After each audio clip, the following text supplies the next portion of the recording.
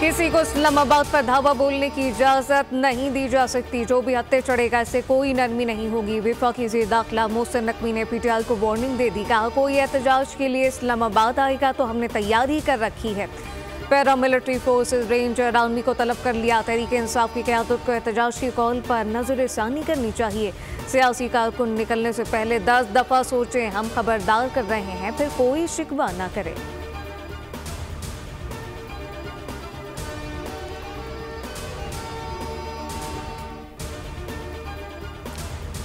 PTI वाले तसादुम और लाशें चाहते हैं, इसलिए डी चौक आएंगे। बानी पीटीआई के लिए पहले भी ज़हनी गुलामी से तो आज़ाद कर लें।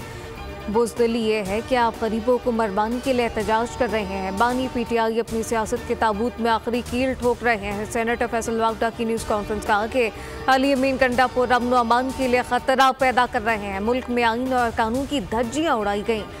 अदलिया मामला का नोटिस ले दावा किया 21 अक्टूबर तक 26वीं आईनी तरमीम मंजूर हो जाएगी।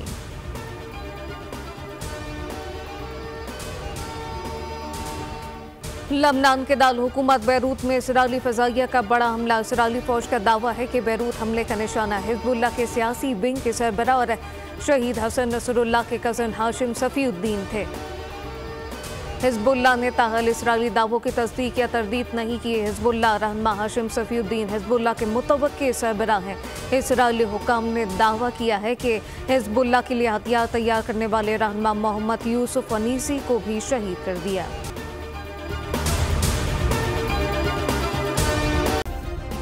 सब्सक्राइब करें और बेल दबाएं ताकि कोई खबर रह न जाए।